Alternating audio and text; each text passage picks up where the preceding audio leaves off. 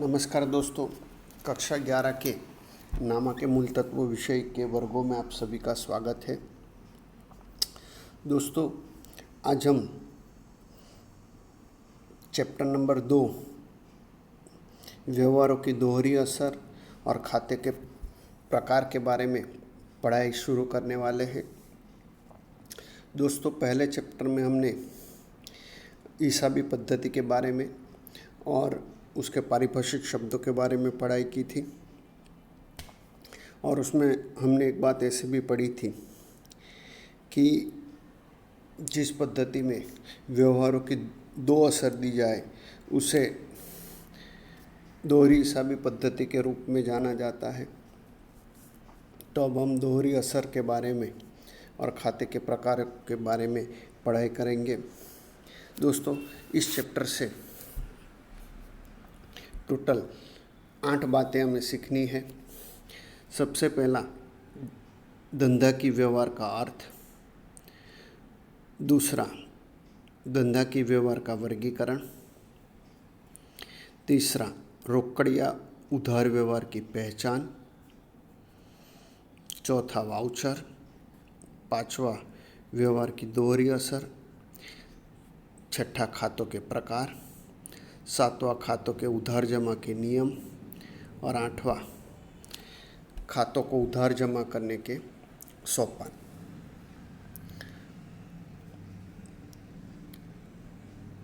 तो सबसे पहले धंधा की व्यवहार के अर्थ के संदर्भ में पढ़ाई शुरू करें तो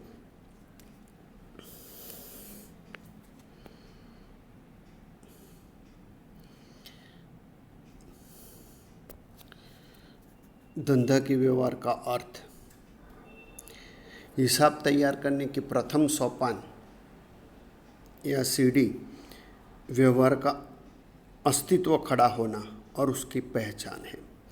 मानी हिसाब तैयार करने के लिए सबसे पहले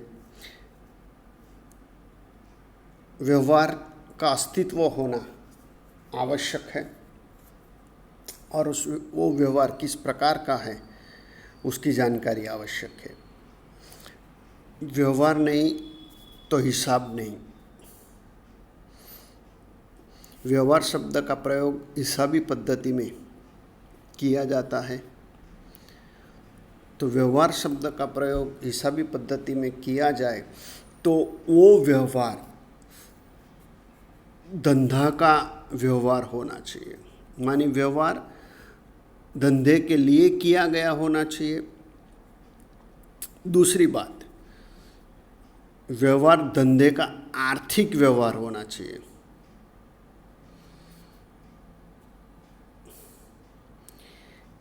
और जो धंधे का आर्थिक व्यवहार है उसका द्रव्य में मूल्य होना चाहिए। पहले चैप्टर में भी ये बात आई थी कि जो व्यवहार का द्रव्य में मूल्य आंका जा सके वो व्यवहार का ही हिसाबी लेखा होगा। व्यवहार रोकड़ या उधार स्वरूप में होना चाहिए। व्यवहार आंतरिक हो सकता है या बाह्य हो सकता है। मानी व्यवहार धंधे का होना चाहिए, आर्थिक होना चाहिए, तो उसका द्रव्य में मूल्य होना चाहिए। और ऐसे व्यवहार रोकड़ या उधारी के हो सकते हैं। उसी तरह व्यवहार आंतरिक या बाह्य भी हो सकते हैं। धंधा की व्यवहार अर्थात दो या दो से अधिक व्यक्तियों के बीच धंधे के लिए वस्तु या सेवा का रोकड़ अथवा उधार अथवा दोनों में विनिमय। मानी दो या दो से अधिक व्यक्तियों के बीच वस्तु या सेवा का विनिमय हो और वस्तु या सेवा का विनिमय रोकड़ के रूप में, उधारी में, या तो दोनों में रोकड़ और उधारी संयुक्त रूप से हो सकता है। व्यवहार का स्पष्ट अर्थ समझने के लिए ऊपर की बातों का निम्नानुसार विश्लेषण किया जा सकता है। यह विश्लेषण व्यवहारों के वर्गीकरण के आधार पर यहाँ हमें समझाया गया है। तो व्यवहारों के वर्गीकरण के बारे में देखें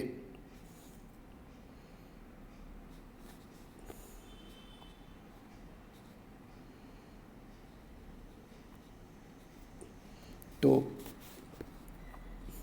धंधा की व्यवहारों का वर्गीकरण धंधा के व्यवहार के प्रकार और उसके लक्षण को स्पष्ट करता है। वर्गीकरण के कारण धंधा की और बिन धंधा की व्यवहारों का अंतर समझा जा सकता है। धंधा की आर्थिक व्यवहार ही बहियों में लिखे जाते हैं। मानी धंधा की व्यवहार आर्थिक व्यवहार हुआ तो ही उसे हिसाबी बही में लिखा जाएगा। बिन आर्थिक व्यवहार बही में लिखे नहीं जाते। मानिए प्रश्न हो गया कि कौन से व्यवहार बही में नहीं लिखे जाते, तो कि बिन आर्थिक व्यवहार बही में नहीं लिखे जाते। धंधा की व्यवहारों का वर्गीकरण निम्नानुसार किया जा सकता है। रोकड़ या उधार व्यवहार की दृष्टि से, तो रोकड़ व्यवहार, दूसरा उधार माने साख का व्यवहार, और जो व्यवहार रोकड़ या उधार नहीं है वो तीसरा अन्य व्यवहार।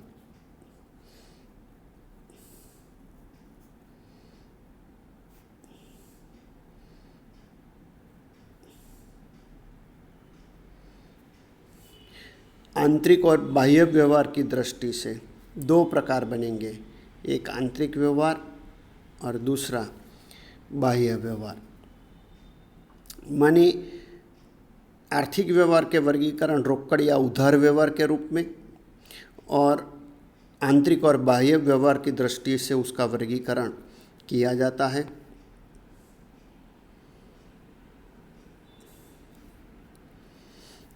मानी धंधा के व्यवहार के मुख्य दो प्रकार बनेंगे, आर्थिक और बिन आर्थिक व्यवहार।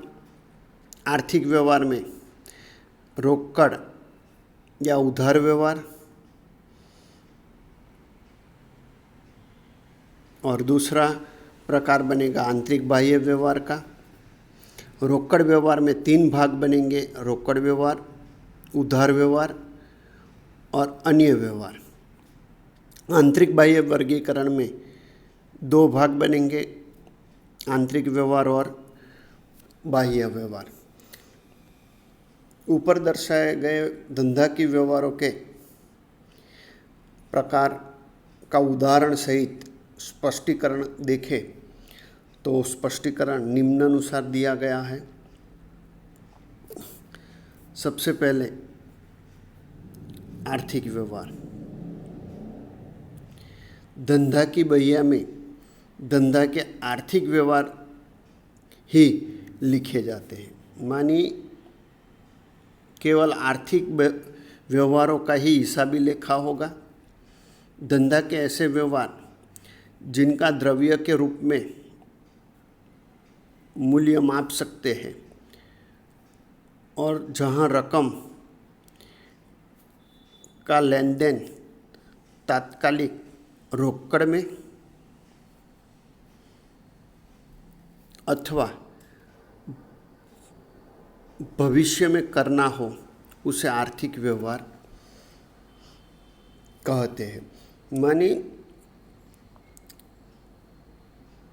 धंधा की व्यवहार आर्थिक व्यवहार होने चाहिए और जिसका द्रव्य के रूप में मूल्य माप सके, और ऐसे द्रव्य का मूल्य जो है उसकी लेन देन रोकड़ के रूप में तुरंत हो या लेन देन भविष्य में हो तो उसे आर्थिक व्यवहार कहेंगे। भविष्य में होने वाली रकम का लेन देन संबंधी वर्तमान में देनदार लेनदार का संबंध खड़ा हो, ऐसे व्यवहारों को भी आर्थिक व्यवहार में शामिल करते हैं। मानी रकम की लेन देन भविष्य में होने वाली हो, तो इस स्थिति में देनदार लेनदार का संबंध उपस्थित होगा, तो ऐसे व्यवहारों को भी आर्थिक व्यवहार के रूप में गिना जाएगा।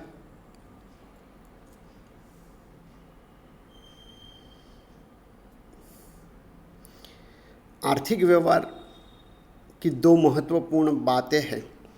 पहला, संपत्ति, माल, सेवा के सामने रोकड़ का लेन देन। संपत्ति, माल और सेवा के बदले रोकड़ की लेन देन। दूसरा, संपत्ति, माल, सेवा के सामने साख पर के व्यवहार माने उधारी के व्यवहार के कारण देनदार लेनदार का संबंध खड़ा होगा। इन दोनों बातों में एक बात का पालन हो तो व्यवहार को द्रव्य में मापा जा सकता है, इसलिए यह व्यवहार आर्थिक व्यवहार बनेगा। माने ऊपर की दो बातों में से एक बात का पालन हो तो व्यवहार आर्थिक व्यवहार होगा।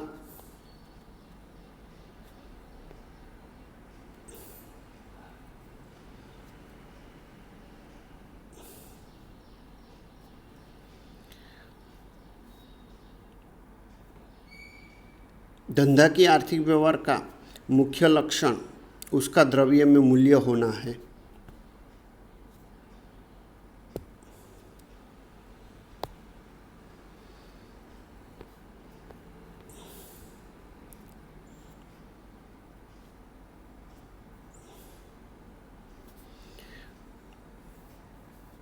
मानी जिन व्यवहार का द्रव्य में मूल्य हो उसका ही उसे धंधा की व्यवहार के रूप में हिसाबी लेखा किया जाएगा और उसे आर्थिक व्यवहार के रूप में बही में लिखे जाते हैं।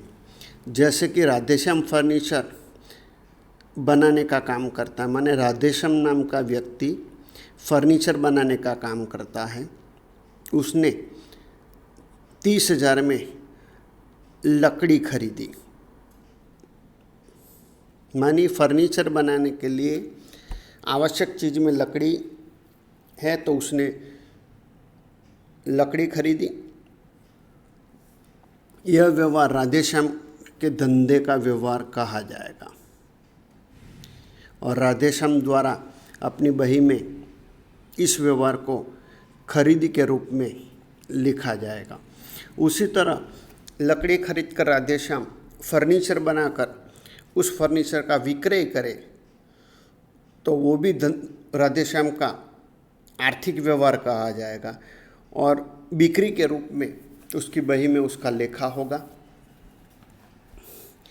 आर्थिक व्यवहार का वर्गीकरण दोस्तों निम्नानुसार हो सकता है। सबसे पहला, रोकड़ व्यवहार। इस प्रकार के व्यवहार में माल संपत्ति के बदले में द्रव्य या सेवा के बदले में द्रव्य चुकाया जाता है। मानी माल संपत्ति के बदले में या सेवा के बदले में रकम, द्रव्य या पैसा चुकाया जाए या द्रव्य प्राप्त हो तो उसे रोकड़ व्यवहार कहा जाएगा।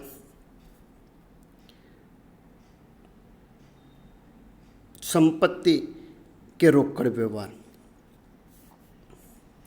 रकम चुकाकर संपत्ति खरीदी जाए अथवा संपत्ति के विक्रय में से रकम प्राप्त हो तो संपत्ति के रोकड़ के व्यवहार हुए। जैसे कि 10,000 में धंधे के लिए फर्नीचर खरीदा तो रोकड़ चुकाकर संपत्ति प्राप्त होती है। उसी तरह 40,000 में स्कूटर बेचा तो यहाँ स्कूटर संपत्ति है, जो बेचा माने संपत्ति के बदले में बेचकर रकम प्राप्त हो रही है। दूसरा, माल के रोकड़ व्यवहार। दोस्तों, यहाँ माल के रोकड़ व्यवहार में व्यक्ति जिस वस्तु का धंधा कर रहा है उसे माल के तौर पे पहचाना जाएगा, तो उसके बदले वो माल के बदले रोकड़ की लेन देन हो तो उसे माल के रोकड़ व्यवहार के रूप में जाना जाएगा। माने माल का खरीदी करने पर रोकड़ चुकानी होगी और विक्रय से रकम मिलती है। जैसे कि 15,000 का माल रोकड़ से खरीदा, 18,000 का माल रोकड़ से बेचा, तो खरीदारी में माल मिलेगा, रोकड़ चुकाई जाएगी, और जब माल बेचा जाएगा तो रोकड़ प्राप्त होगी और माल दिया जाएगा। सेवा संबंधी रोकड़ व्यवहार, द्रव्य के बदले में सेवा ली जाती है अथवा सेवा के बदले द्रव्य मिलता है। जैसे कि कर्मचारी को 12,000 वेतन चुकाया, तो कर्मचारी जो है उससे जो काम करवाया जाता है उसकी सेवा हुई और उसके बदले में उसे वेतन चुकाया जाएगा। 9,000 दलाली के मिले, तो यहाँ दलाली का काम जो है वो सेवा किया काम है, उसके बदले में 9,000 प्राप्त हो रहे हैं, मानिए ये भी सेवा संबंधी रोकड़ व्यवहार हुआ।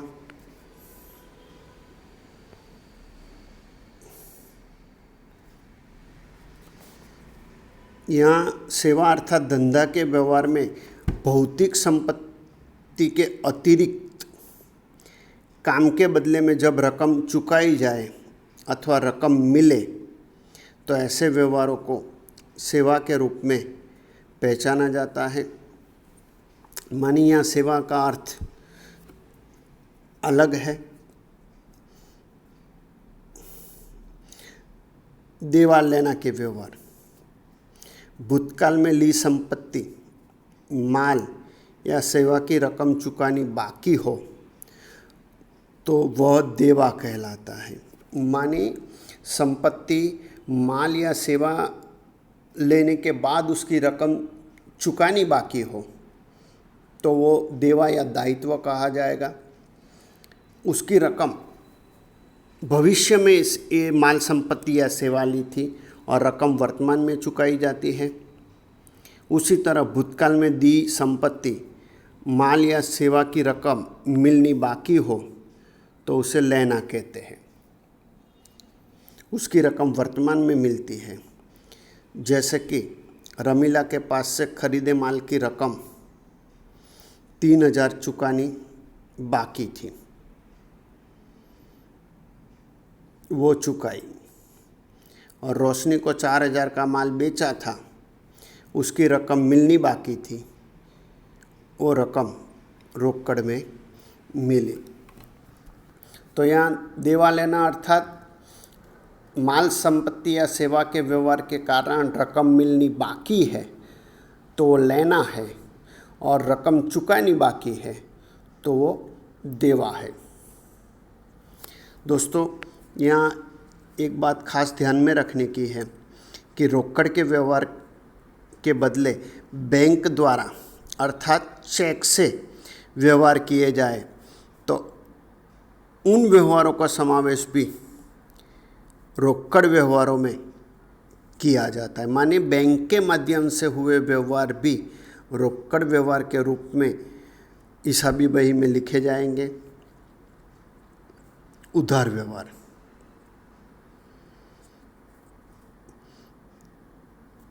इस प्रकार के व्यवहारों में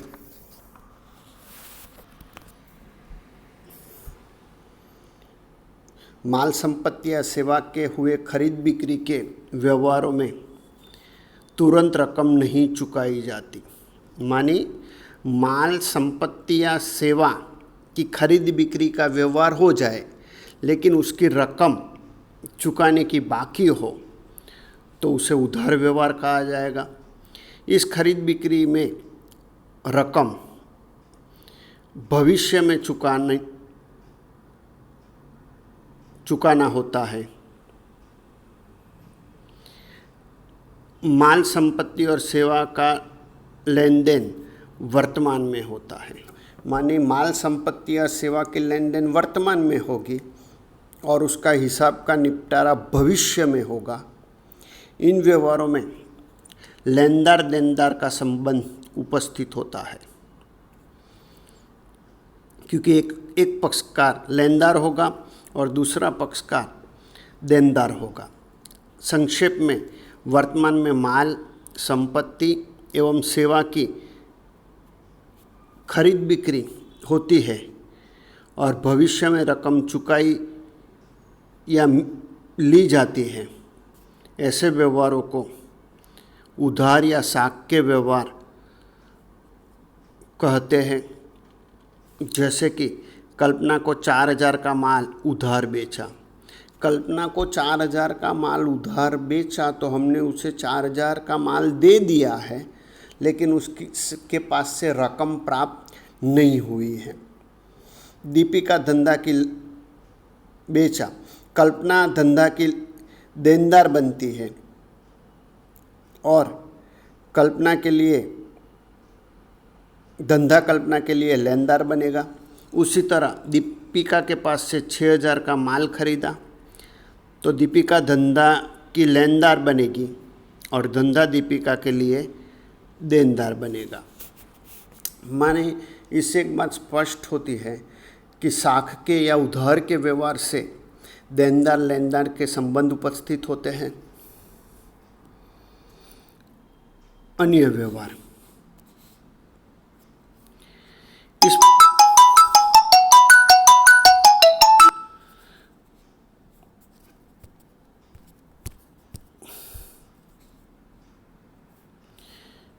इस प्रकार के व्यवहार में ऊपर दर्शाए व्यवहारों का समावेश नहीं होता। ये रोकड़ या उधार व्यवहार नहीं होते हैं, ये विशिष्ट व्यवहार होते हैं। इन व्यवहारों में भी बहियों में लेखा किया जाएगा, जैसे कि दुर्घटना से माल नष्ट होना, माल की चोरी, दान में माल मिले, विज्ञापन में माल मिले, संपत्ति को नुकसान हो, संपत्ति बिन उपयोगी हो जाए आदि व्यवहारों में हानि के तौर पर हिसाबी लेखा होगा। इसलिए ये अन्य व्यवहार के रूप में बही में लिखे जाएंगे।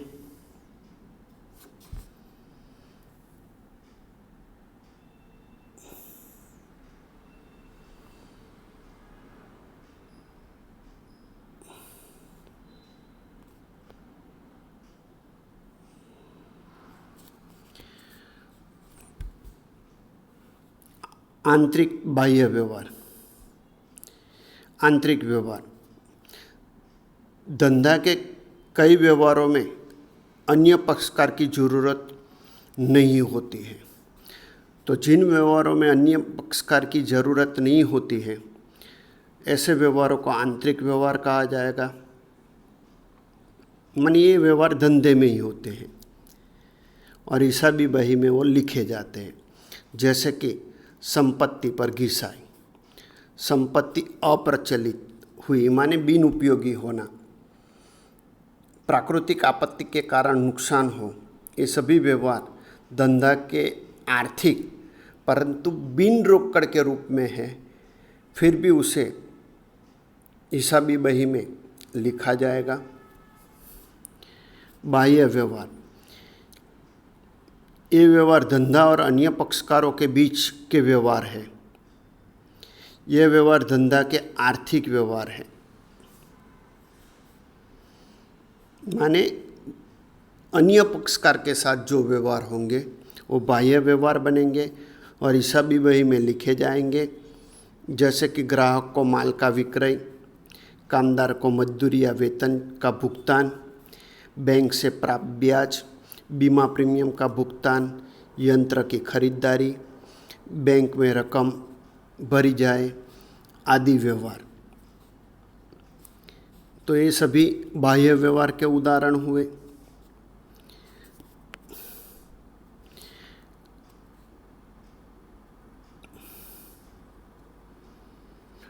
बिन आर्थिक व्यवहार, धंधा की हिसाबी बही में धंधे के केवल आर्थिक व्यवहार ही लिखे जाते हैं।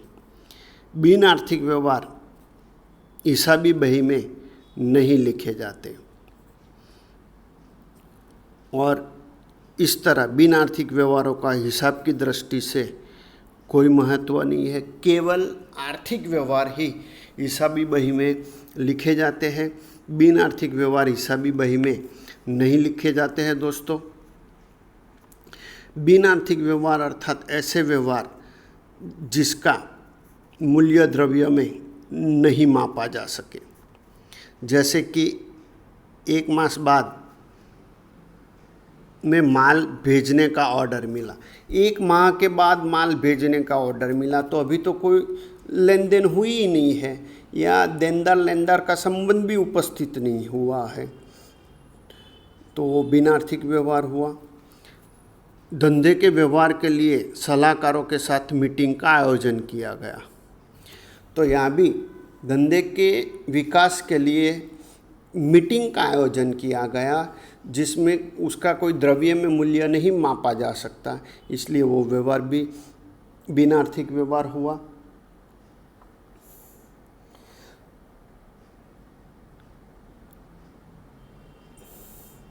दोस्तों, अगले वीडियो के साथ फिर मिलेंगे।